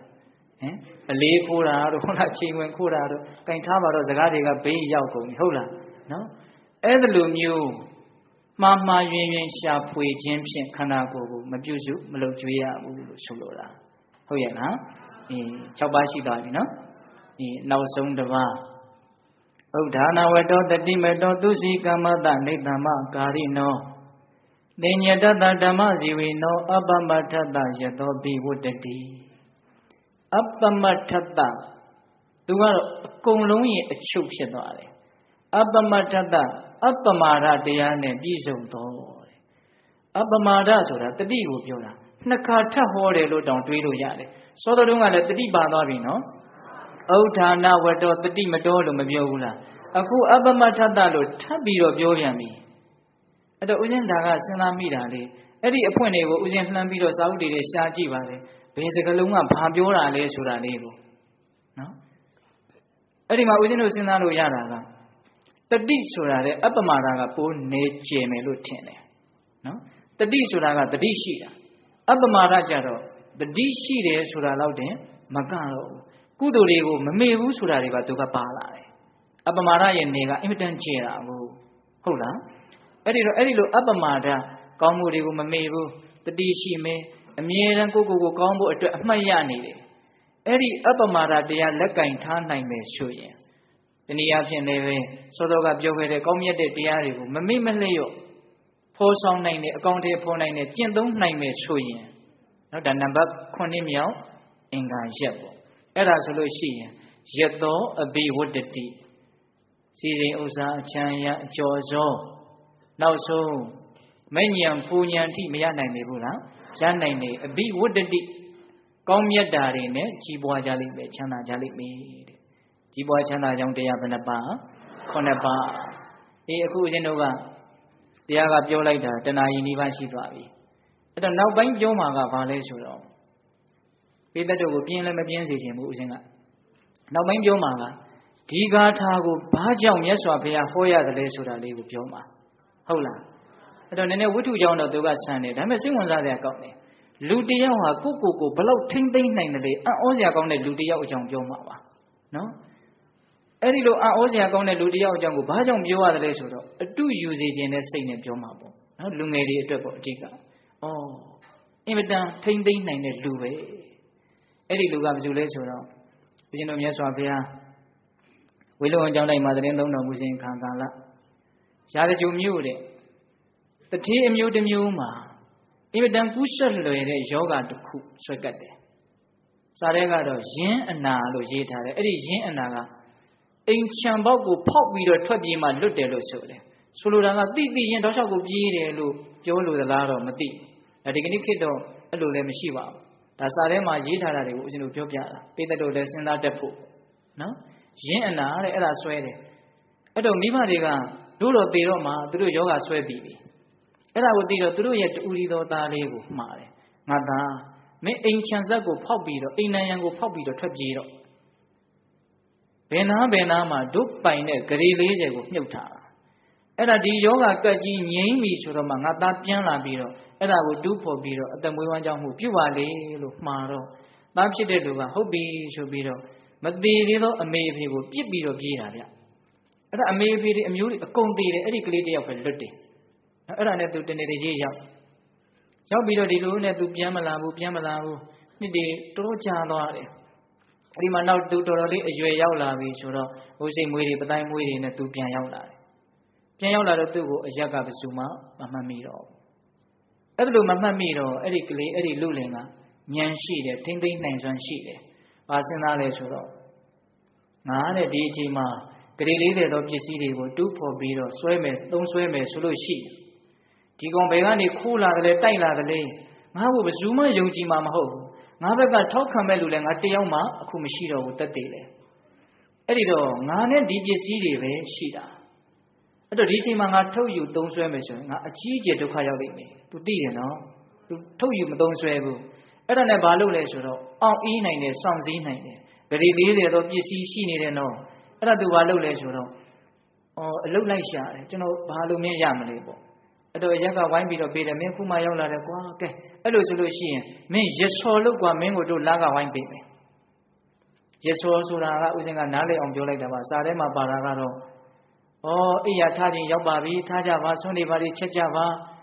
အလုတ်တွေဝင်ကြပါပြင်းမနေကြပါနဲ့လို့သူကလမ်းမှာလိုက်ပြီးတော့နှိုးဆိုတာတဲ့အမဒီကနေ့ခေတ်အဲ့ဒီလိုလူမျိုးတောင်ရှိတဲ့တယ်လို့ထင်တယ်နော်ကြားတဲ့လူတွေသတိရရင်ကောင်းတာပေါ့ဟုတ်လားအဲ့ဒါလိုလိုက်ပြီးတော့အော်တာအဲ့ဒီလူလင်ကအဲ့ဒါလိုအော်ရင်းနဲ့တနေ့တော့ဗိမိတာရမင်းကြီးကလေသာပရင်ဖွင့်ပြီးနန်းတော်ကနေပြီးတော့အဲ့ဒီလူလင်ရဲ့အတန်ကိုကြားတာကြားတဲ့အခါကျတော့မင်းကြီးကတကိုယ်ကြီးရေရွတ်တယ်ဒီပုဂ္ဂိုလ်ဟာပစ္စည်းဥစ္စာအင်မတန်ပေါ်တဲ့ပုဂ္ဂိုလ်ပဲအတန်ကိုနားထောင်ပြီးတော့သိတာတော့ဗိမိတာရအဲ့ဒီအတတ်ပညာသူ့မှာရှိတယ်သိလားဗိမိတာရအဲ့ဒီလိုမင်းကြီးကဒီပုဂ္ဂိုလ်ဟာပစ္စည်းပေါ်တဲ့ပုဂ္ဂိုလ်ပဲပစ္စည်းဥစ္စာသိချမ်းသာတဲ့ပုဂ္ဂိုလ်ပဲလို့ပြောတော့အဲ့ဒါကိုဘုရင်ကြီးရဲ့မိဖုရားတွေကတယောက်ပေါ့နော်မောင်မကြီးတယောက်ကကြားတဲ့အခါကျတော့မင်းကြီးတယောက်ကိုအဲ့ဒီကောင်တော့ကိုလိုက်ရှာသူဘယ်သူလဲဘာလဲသိအောင်လုပ်ခဲ့အဲ့ဒါနဲ့အဲ့ဒီတော့ပြန်လာတယ်အရှင်မအင်မတန်ဆင်းရဲပါလေရက်စော်လုပ်ပြီးတော့စားနေရခိုးကိုရမရှိတူးတဲ့တကောင်ကျွတ်တမျက်နှာပါအဲ့မင်းကြီးကိုသွားပြီးတော့သရုပ်တင်နေရှင်မင်းနေရအဲ့ဒါပစ္စည်းသိပ်ပေါ်တဲ့လူမဟုတ်ပါဘူးတဲ့သိပ်ဆင်းရဲတဲ့လူပါတဲ့မင်းကြီးကဘာမှမပြောဘူးစိတ်ဖိနေတယ်နောက်2ရက်3ရက်လောက်နေပြန်ရောအဲ့ဒီပုဂ္ဂိုလ်ရဲ့အတန်ကြားပြန်ရောကြားတော့မင်းကြီးကမနေနိုင်ဘူးပြောပြန်တယ်ပစ္စည်းဥစ္စာသိပ်ပေါ်တဲ့လူပဲဒီလူအဲ့ဒါလူမျိုး3-4ခါလောက်ပြောတော့ဒီမောင်မကြီးကစိတ်ဝင်စားတယ်မင်းကြီးအလကားမပြောဘူးပစ္စည်းဥစ္စာမရှိဆင်းရဲတဲ့လူပါလို့ပြောတဲ့ကြားတဲ့ကဒီအတန်ကြားတိုင်းသူပစ္စည်းသိပ်ပေါ်တဲ့လူလို့ပြောနေတယ်အဲ့ဒါနဲ့ဘာလုပ်လဲဆိုတော့အရှင်မင်းတွေကကျွန်တော်မျိုးမကြီးသွားပြီးတော့စုံစမ်းမရရှိဒါကြောင့်ရိတ်ခါများချီးမြှင့်တော်မူပါအဲ့ဒါနဲ့သူ့ကိုအစကြာ1000ပေးလိုက်တယ်သွားစုံစမ်းကြည့်အဲ့ဒါမောင်မကြီးကလဲတယ်ဗျာဘာလို့ဆိုသူ့ရဲ့အရွယ်ရောက်တဲ့သမီးကိုခေါ်သွားတာနော်ခေါ်သွားပြီးတော့အဲ့ဒီလူကနေလဲအကုန်စုံစမ်းပြီးတော့ဒီပြင်အိမ်ဒီမှာတဲပရစီလို့ပြောတော့ဒီပြင်ကလူတွေကတို့အိမ်မှာလူတွေများတယ်ဟိုမှာဂုံဘဂောတကဆိုတာအဲ့ဒီလူလင်ရဲ့နာမည်ကဂုံဘဂောတကသူကတူဦးလေးတွေမှာသူ့တွေသွားပြီးတော့တဲကြဆိုတော့တာမီ2ယောက်အိမ်ရောက်လာဂုံဘဂောတကတနာကျင်တာတဲ့လူဆိုတော့ကိုင်တဲတာပေါ့လေဒါပေမဲ့တရက်ဖယ်ရမယ်အဲ့ဒါနောက်တရက်ရောက်တယ်လေတာမီ2ယောက်ကမသွားဘူးအဲ့ဒါလိုနေနဲ့ဘာလုပ်တုံးဆိုတော့အဲ့ဒီလူကတယောက်ထဲနေရတာဆိုတော့ဘယ်ကောင်းကောင်းမွန်မွန်ချက်ပြုတ်စားနိုင်မလဲအဲ့ဒါဒကမကြီးကအလေကြီးဆိုတော့ဟုတ်လားအကုန်လုံးချက်ပြုတ်ပြီးတော့ကျွေးတာဗျာအဲ့ဒီတော့သူကလည်းပဲအတူနဲ့တန်ရုံးစင်နေဖြစ်2ရက်3ရက်တော့ခင်ဗျားတို့မသွားသေးဘူးလားအဲ့လိုနဲ့နောက်တော့ဦးဇင်းတို့စားရဲပါတဲ့အတိုင်းအတိအကျတွေမပြောတော့ပါဘူးဗျာဟုတ်လားသူသမီးနဲ့ရသွားရောဆိုပါစို့ဟုတ်လားအဲ့လိုသမီးနဲ့ရသွားပြီဆိုတော့မှမောင်မကြီးကဘာလုပ်လဲဆိုတော့ဘီမင်းတရားကြီးကိုလှမ်းပြီးတော့အကြောင်းကြားတယ်ခုဒီလိုနဲ့သူတို့နဲ့တပေါင်းတစည်းတည်းဖြစ်သွားပါပြီအဲ့ဒီတော့သူ့မှာရှိတဲ့လျှို့ဝှက်ထားတဲ့ပစ္စည်းတွေထွက်လာအောင်လုပ်ဖို့ပဲကြံတော့တယ်ဒီလိုကဘာမှမသိဘူးဟုတ်လားအဲ့ဒါနဲ့ဘာလုပ်လဲဆိုတော့ငါဘာလုပ်ရမတုံးပေါ့အဲ့တော့ဒီမိဖုရားကြီးကဘာပြောလဲဆိုတော့ဒီလမ်းမှာနေတဲ့လူတွေအလုံးစုပြီးတော့ပွဲတဲ့ပင်ခံရမယ်ဒါဘရင်ရဲ့အမိန့်ဒီတဲ့ပွဲတဲ့ပင်ခံတယ်ဆိုတော့တအိမ်ဘလောက်ကောက်မှာပေါ့ဗျာဟုတ်လားအဲ့ဒါလိုကောက်ပြီဆိုတော့ကျုပ်ပတ်စံမရှိဘူးမင်းမိတ်ဆိုတာမင်းပတ်စံမရှိဘူးလို့ပြောလို့မရဘူးမင်းတစုံတယောက်ဒီကသွားချီးပြီးတော့ပဲဖြစ်ငှားပြီးတော့ပဲဖြစ်မင်းရအောင်ရှာခဲ့ခက်တာပဲဗျာခင်ဗျားတို့ရောက်လာမှရှုပ်တယ်ဟုတ်လားအဲ့ဒါလိုနဲ့ဘာလုပ်လောင်ဆိုတော့မြေကြီးထဲမြုပ်ထားတဲ့ဂရီ40တွေကဓာတ်သပြား2သပြားလောက်သူထုတ်ပြီးတော့ယူလာတယ်ယူလာပြီးတော့ကဲရော့ဒါနဲ့ဖြည့်ရှင်းလိုက်ဟုတ်ပြီဆိုတော့အဲ့ဒီပတ်စံကိုယူအဲ့ဒီပတ်စံကိုမင်းကြီးကြီးပို့ပြီးတော့သူ့အိတ်ထဲကပတ်စံနဲ့စိုက်ပြီးတော့ပွဲတဲ့ပင်လှုပ်လိုက်တယ်လက်တေကံပစ္စည်းကဘယ်ရောက်သွားပြီတော့ နန်းတော်ရောက်သွားပြီဟုတ်လားနန်းတော်ရောက်သွားပြီအဲ့ဒါလို့နဲ့တက်တေကံပစ္စည်းလည်းရပြီလေဆိုတော့မှမင်းချင်းတွေရောက်လာတယ်မင်းပစ္စည်းတွေအများကြီးရှိတယ်လို့ပြောတယ်ဒါကြောင့်ဘယ်မင်းတွေကမင်းကိုလိုက်ခဲ့ရကြံကြီးစီရဗျာကျွန်တော်မှမရှိပါဘူးအဲ့ဒီမှာအတင်းအကျပ်ခေါ်တဲ့အခါကျတော့ဟေးမင်းတို့ငါတမက်ကိုဘာလုပ်ကြတာလဲလာတယ်နော်အဲ့ဒီကြတော့မှသူတို့ကရှေ့ကနေဂျိုပြီးတော့သွားနေတဲ့သားမီးနှစ်ယောက်ကမင်းကြီးတွေကဒီညင်းဆန်နေတဲ့လူကိုတခါတည်းတုံ့နှောင်ပြီးတော့ခေါ်လာအဲ့ဒါနဲ့ဘယင်မင်းတွေရောက်တော့မင်းမှာပစ္စည်းတွေအများကြီးရှိပါလေခင်ဗျဘာကြောင့်မင်းတူဖွက်ပြီးတော့နေရတယ်လဲမရှိပါဘူးမင်းတွေကသူလိန်လုံးပဲဟုတ်လားဘယင်မင်းတွေကိုလည်းသူမယုံနိုင်ဘူးအဲ့ဒီတော့မှဘယင်ကြီးကသူထုတ်ထားတဲ့တက်တေကံပစ္စည်းအတပြားကိုထုတ်ပြတယ်ဒါကြည့်အော်တယ်ဟာငါပတ်စံတွေဘလို့ဒီရောက်နေတော့ပေါ့အဲ့ဒါနဲ့သူရှောက်ပြီးတော့ကြည့်တော့ဟိုသားမင်းတယောက်ကနန်းတွင်းသူအဝတ်အစားတွေနဲ့တောက်တောက်ပြောင်ပြောင်သူ့ကိုပြုံးပြီးတော့ကြည့်နေကြအဲ့ဒီကြတော့မှသူအတိပ္ပယ်ပေါက်တယ်ဟုတ်လားအဲ့ဒါနဲ့ဘင်းမင်းတရားရှိเจ้าမှာဒီလောက်ရှိတာကိုမင်းဘာဘူးလို့မပြောတော့ယုံကြည်ရမယ့်လူမရှိလို့ပါငါမင်းတရားဟာယုံကြည်စရာမဟုတ်ဘူးလားမှန်မှယုံကြည်တရားဆိုလို့ရှိရင်ပြောပါမယ်ဗျာဆိုပြီးတော့အဲ့ဒီတော့မှနေရာဒေသကိုပြောလှဲတွေပါလေနဲ့သွားတိုက်အဲ့ဒီမှာဘင်းကြီးကသူ့သမီးနဲ့ဒီအမျိုးကောင်းသားကိုပေးစားနော်အဲ့ဒီမှာဘယင်ကဗိမိတာရဘယင်ကအင်မတန်တော်တဲ့လူပဲဂရီ40သောပစ္စည်းတွေကိုပိုင်ဆိုင်မှာလျှက်ခင်နဲ့ကိုထိန်းနိုင်တယ်သိမ်းနိုင်တယ်နော်ကိုထိန်းနိုင်သိမ်းနိုင်တယ်ဆိုတဲ့အည်သွေးဟာလွယ်ဘူးဗျာနင်းတကိုက်ဒီမိုက်များအေးဒါကိုသဘောကျပြီးတော့သူ့ကိုမြတ်စွာဘုရားကြီးကိုခေါ်သွားတာဘယင်ကြီးကသောတာပန်အရိယာသူတော်ကောင်းကြီးလေလက်သူ့တမက်ကိုဘုရားကြီးခေါ်သွားတာခေါ်သွားပြီးတော့မြတ်စွာဘုရားတဲ့ဒီလောက်တည်ကြည်တဲ့လူစောင့်စည်းနိုင်တဲ့လူကိုဘုရားကျွန်တော်မျိုးကြီးမတွေ့ဘူးပါဘူးတဲ့အဲ့ဒီမှာအကြောင်းစုံမြတ်စွာဘုရားကိုလျှောက်တယ်လျှောက်တော့မှမြတ်စွာဘုရားကတခါကြီးဒီသူတော်ကောင်းဟာကိုစောင့်စည်းနိုင်တယ်မှန်တယ်တဲ့လောကမှာမတရားမှုတွေနဲ့အသက်မွေးဝမ်းကြောင်းမှုပြုလာဒါဟာတကယ်ချမ်းသာစေချမ်းသာမှန်ကိုမရနိုင်ဘူးကိုထိန်းကောင်းမွန်နဲ့အည်အသွေးရှိကြိုးစားမှသာလေတကယ်ချမ်းသာတဲ့ချမ်းသာမှန်ကိုရနိုင်မယ်ဆိုပြီးတော့ကြီးပွားချမ်းသာကြောင်းတရား9ပါးကိုအဲ့ဒီမှာဟောတာဟုတ်ရဲ့လားအဲ့ဒီမှာဟောတာအဲ့ဒါတွေဥစဉ်ပြန်မပြောတော့ဘူးနော်အဲ့ဒီဂါထာရဲ့အဆုံးမှာဒီလူလင်သည်သောတာပန်ဖြစ်တယ်ဟုတ်ရဲ့လားအဲ့ဒါဥစဉ်တို့လူငယ်တွေကိုပြောချင်တာကလောကမှာကြီးပွားချမ်းသာခြင်းနဲ့ဆိုလို့ရှိရင်ဒီအည်အသွေး9ရက်နဲ့တတ်နိုင်တယ်များပြည့်စုံအောင်ကြိုးစားကြရမှာဟုတ်လားအည်အသွေး9ရက်နဲ့ပြည့်စုံမယ်ဆိုရင်ပြည့်စုံတဲ့လောက်ဒီပုဂ္ဂိုလ်မကြီးပွားပေဘူးလားကြီးပွားမယ်တပါးနဲ့ပြည့်စုံရင်ကိုယ်ပဲတော်တော်ကြီးပွားမယ်2ပါး3ပါးအကုန်လုံးနဲ့ပြည့်စုံမယ်ဆိုရင်တော့ဒါအတိုင်းထက်အလွန်ပေါ့နော်အဲ့ဒီတော့ဒီ9ပါးကိုမှတ်သားပြီးတော့ကိုယ်ဘဝကြီးပွားချမ်းသာရေးကိုဖော်ဆောင်ဖို့အတွက်အကောင်းဆုံးလက်နက်တွေလို့သဘောထားပြီးတော့ကျင့်သုံးကြဖို့မလိုဘူးလားလိုတယ်နော်ဥဒ္ဓနာဝတောတတိမတောသူစီကမ္မတနိတ္တမကာရိနောတိညတတဓမ္မဇီဝိနောအပမထတယတောပိဝတ္တတိဥဒ္ဓနာဝတောထာကြွားလုံးလာဝရိယလည်းရှိပေထသောတတိမတောတတိနဲ့လည်းပြည့်စုံပေထသောသူစီကမ္မတစင်ကြယ်သောကာယကံဝစီကံမနောကံနဲ့လည်းပြည့်စုံပေထသောနေတ္တမကာရိနောစူးစမ်းဆင်ခြင်၍ပြုလေရှိပေထသောနေညတတကိုနှုတ်နှလုံးသုံးပါးလုံးကိုစောင့်စည်းခြင်းရှိပေထသောဓမ္မဇီဝိနောမှန်ကန်သောအတ္တမွေးဝမ်းကြောင်းမှုဖြင့်အတ္တမွေးဝမ်းကြောင်းခြင်းရှိပေထသောအပမထတမမိမလျောသောအပမဒတရားနှင့်ပြည့်စုံပေထသောထိုသူတော်ကောင်းပုဂ္ဂိုလ်အားယသောအချမ်းရအကျော်သောစည်းစိမ်ဥစ္စာဟုသည်များတို့သည်အဘိဝတ္တတိကောင်းစွာမသွေကြီးပွားကြပေကုန်တည်း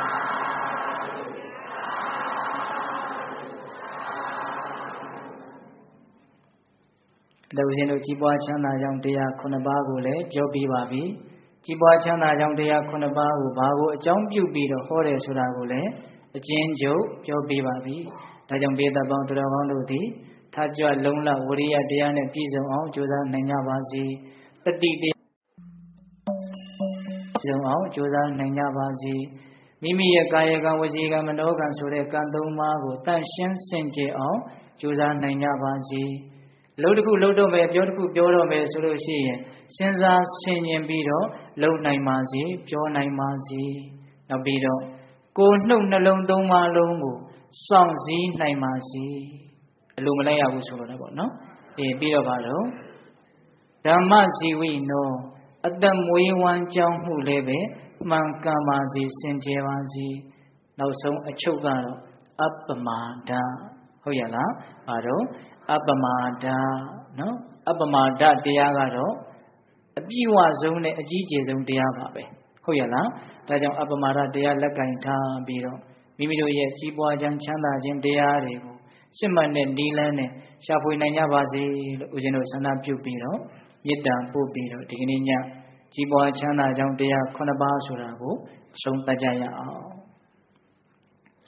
ဘဝတုတဗ္ဗမင်္ဂလရက္ခန္တုတဗ္ဗဒေဝတာတဗ္ဗဗုဒ္ဓ ानु ဘာဝေနတရာတုခိဘဝန္တုတိ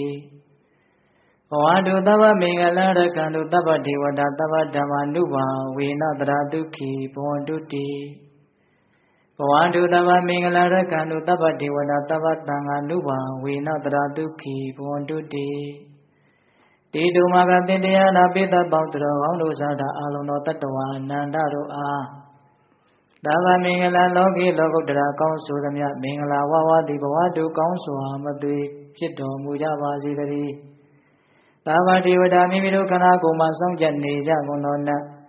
မိမိတို့အိမ်မှာစောင့်ကြနေကြကုန်သောနတ်မိမိတို့သာသနာမိမိတို့ကဘာမှာစောင့်ကြနေကြကုန်သောနတ်မျက်နှာကောင်းတဲ့အပေါင်းတို့ကလည်းပဲရက္ခန္တုကောင်းစွာမသွေဆောင်လျှောက်တော်မူနိုင်ကြပါစေတည်းသဗ္ဗဗုဒ္ဓ ानु ဘာဝေနကင်္ဂဝါလူသေးစုမကပွင့်တော်မူကြတယ်ဆွေစုတို့တာပါဘုရားရှင်ကိုယ်တော်မြတ်တို့ရဲ့တကုတေဇောအာနုဘောတော်တို့ကြောင့်၎င်းသဗ္ဗဓမ္မာ ानु ဘာဝေနမေလီရန်ဖူရိရနိဗ္ဗာန်ပရိယတိယဆိုသောစေတံတော်တရားတော်မြတ်တို့ရဲ့တကုတေဇောအာနုဘောတော်တို့ကြောင့်၎င်းသဗ္ဗသံဃာ ानु ဘာဝေနမေကထံ၄ယောက်ဖလထံ၄ယောက်ဆိုသောရှေယောတော်ရိယသံဃာရှင်မြတ်တို့နဲ့တကွာသီလဂုဏ်သမာဓိဂုဏ်ပညာဂုဏ်တို့နဲ့ပြည့်စုံတော်မူကြတဲ့သမုဒိတံဃာရှင်ကောင်းရှင်မြတ်ပေါင်းတို့ရဲ့တကိုးတေဇောအာနုဘောတော်တို့ကြောင့်၎င်းတရားနိယောညပါဘေခမဆိုင်ချိန်ရှိတိုင်းဒုက္ခိကိုစိတ်နှပြချမ်းမှာချမ်းသာခြင်းရှိကြကုန်သည်ဘဝတုကောင်းစွာမသွေဖြစ်တော်မူကြပါစေတည်း